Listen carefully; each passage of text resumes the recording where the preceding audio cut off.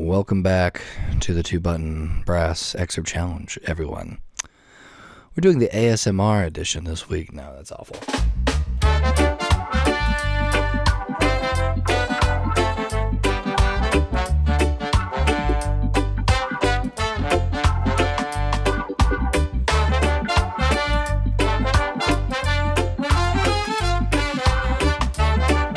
What's up, everybody? Cam here with 2-Button Brass, hosting this week's Excerpt Challenge. Let's go! So, I am very excited to be in the judging chair today. And he's gone. Okay, because I picked, instead of an orchestral tuba excerpt, I know, cheating just a little bit, I picked some solo tuba music in the form of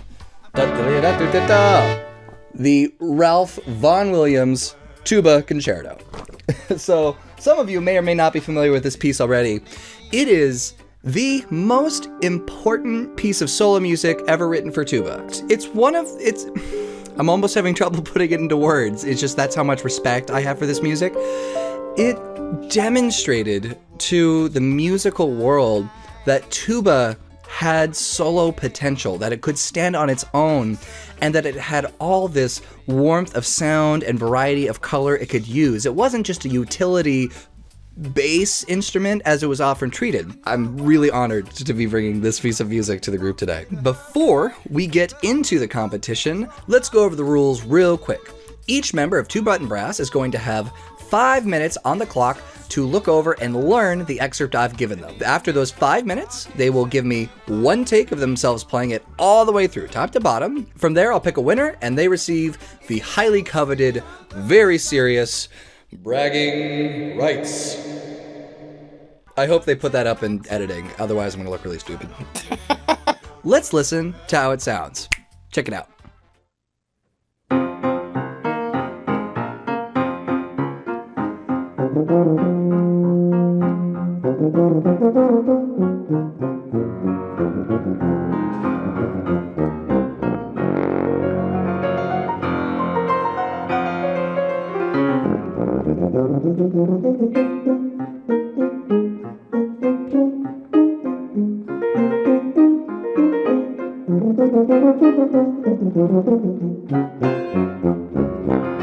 Alright, so now that we have a bit of a reference of how it should be performed, let's check out how everyone else interpreted this. First up, we have Mr. Daniel Skibb on the French horn, so let's see how he does. Hey Cam, I'm Hello. looking forward to this challenge. The Me Vaughan too. Williams Tuba Concerto is something that I know is really important to your repertoire. Yep. So I'm hoping to do it justice. We'll see what happens. Looking at this part, I already can tell I'm going to have to make some decisions about octaves. Because I don't want to chump Concessions out and play the whole already thing being up an made. octave. Like, I Oh, can't this is even think. interesting. This is good to know. I didn't even really The think about lowest this. I've had to play ever is pedal D, so a little bit above that.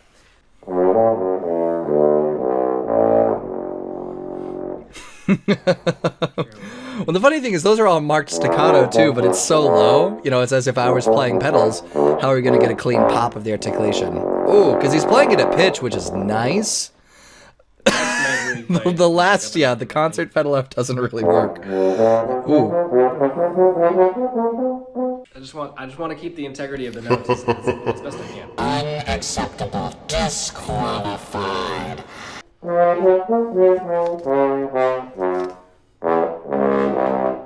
And there we go, and yeah. So the big thing is also dynamically, we do have a lot of forte to piano, crescendos over just a bar and a half. Got it. Yeah, there it is. Love to hear it. Yeah, I can feel my tempo getting all over the place. Tempo is quarter note equals 96. You'll hear a lot of people play that faster. I'm a Puritan in the sense that I believe 96 is like a biblical tempo. You need to take this. You know, it is a 10 commandment, no room for interpretation. Quarter note equals 96. Chew too much my articulation, especially down that register. But Yeah, and that'll happen to me if I'm playing an octave below where he is. In the tuba pedal, like, the low stuff, I can't articulate it either. This volume, but Yeah. Nice. Let's go. Okay. yeah. The range is not something I've actually considered. That's what I'm learning. Tuba, as a solo instrument, we have an incredible range. You're not going to beat me, I'm sorry to say, but I will let you know where you stand. I will give you a very honest opinion.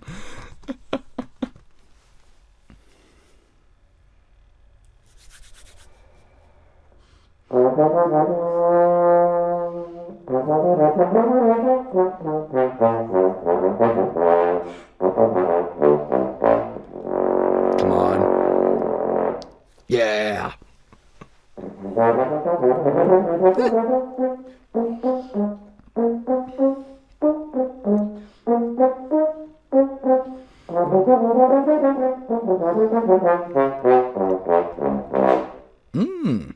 So the big thing is, there were some concessions made a little bit on the octave, and as a result of that, there's some concessions made on the articulation. Great job from Skip. Really good out the gate, coming strong. Let's jump on, jump in, jump on, jump around to our next contestant, Mr. Sven Lukaga. Probably said that wrong, even after all these years, but that's what we're sticking with. Cameron, Sven. you've given me the Vaughan Williams Tuba Concerto for bass tuba. Yes. In bass clef. Should not be Yeah. strong. How does it feel? How does it feel? Bass clef squad. F. Low F. As long as this excerpt challenge is a thing, I will complain about treble clef. You best believe that. I'm just gonna listen to it real quick. Okay, always good, always good. I am curious to see... Oh, try not to shake my setup here. Cameron. Yep, 3 octave. This is wide range. What recording is he looking at? What do I do? I'm sitting here with my instruments. I have people. Decisions. E flat, C trumpet. Does he play low on the piccolo trumpet, or does he play high on the C and B flat trumpet? Sounds like there's going to be a sacrifice made. Where does he go? What is the compromise? Ooh. Let's see it. C trumpet and Okay, he's going to play it high on C best, trumpet. yeah. Okay. Good luck, Mr. Lukaga. Yada-da-da-da. Like it?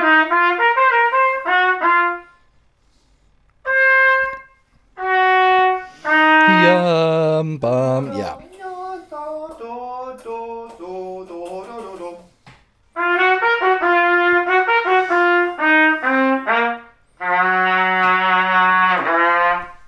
Oh, he can totally do that one. Nice. Yeah, that's it. See, that sounds I'm fine. not to put that.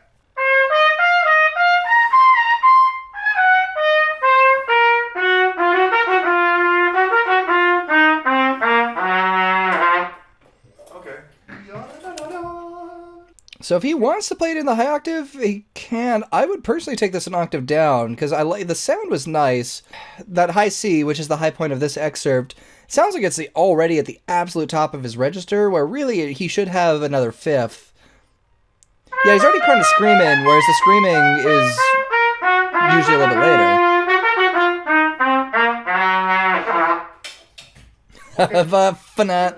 Yep, trick is you gotta blow through the low pitch. It is marked with a decrescendo, but it's a pretty small decrescendo.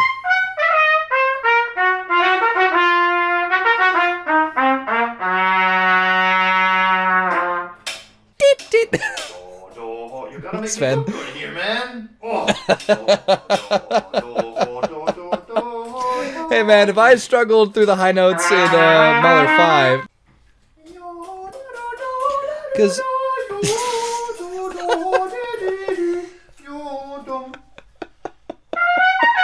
just imagining an opera soprano. Damn, I'm nearly passing out here, man. You've done this to yourself. You played it in the perfect octave 4 minutes ago. Full take. Here we go.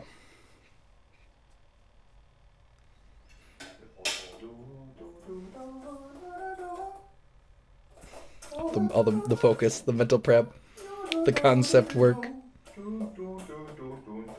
See, this is either just stalling or this is just going to be the most thoughtful. Wait, and? Ready.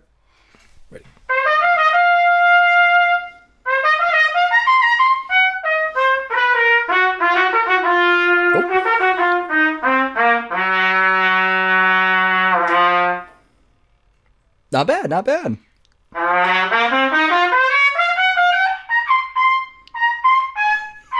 It's so high.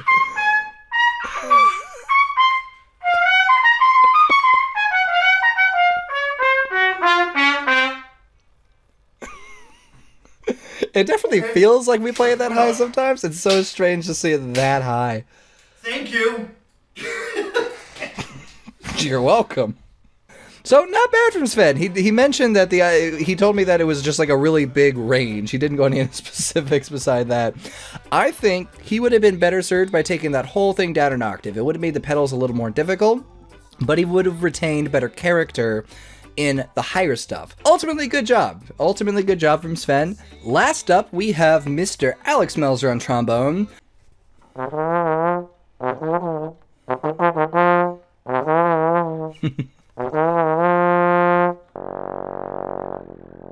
I know that there are trombone players on YouTube that can like play super loud in that range.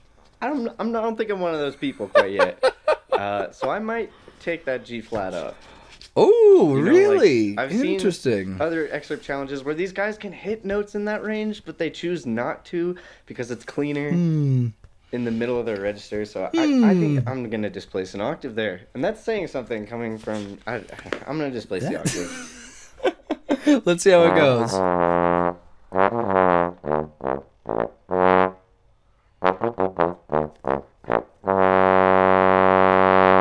The other option would be to take the whole thing up an octave, and we're going, and we're go.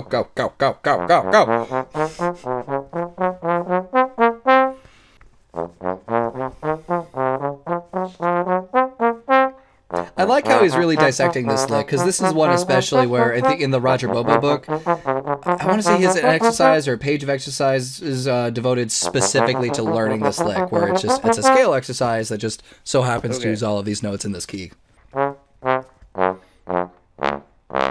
Nice. He's getting I gotta be careful not to get too splatty. No, you get a little splatty there. In that trigger register with the cylindrical. Oh, that will Because tuba, I don't think would have that kind of like edge at the. He's right. Whereas the trombone edge, like if you're sitting in the front row, that'll like smack you in the face.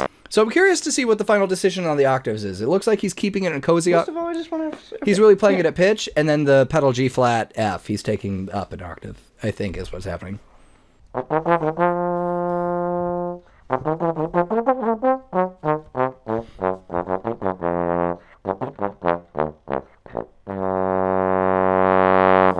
Nice. Good lick there. Good lick there.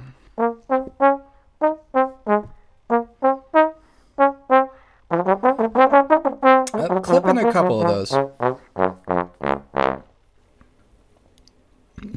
Wasn't perfect. So he did end up taking that one little bit up, like bar 12, bar 13, that pedal G flat to that pedal F. But largely, he played it faithfully, and especially on trombone, the articulation and the slurs, you have to be a little bit more accommodating with the slide. But he did a pretty good job of capturing it, so respect to that. Well done. And I think with that, we are ready to announce our winners. So I will see you there in just a moment. Smash cut. I'm filming?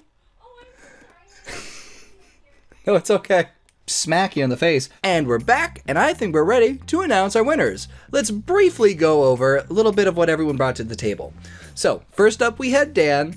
Dan had a great sound. I think he did the best job of really capturing the sound you want of this in a performance setting, where you get a little bit of the rattle in the low register, but a little bit of crispness in the high register.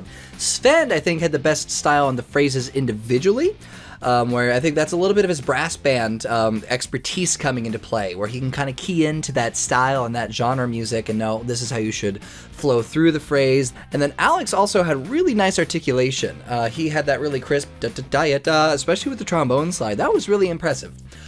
But there can be only one winner and one winner only. And this week it is, if I can get a drum roll, please.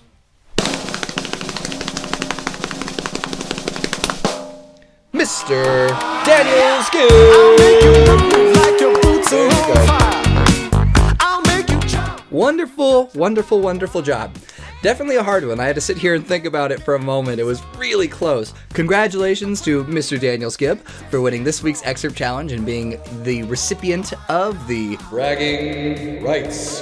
For the next Excerpt Challenge, we will actually be bringing in a guest host. So that is something to be on the lookout for. If you liked today's video, please feel free to leave a like below and a comment if you have any suggestions on what you would like to see in a future Excerpt Challenge. Until next time, guys, see ya!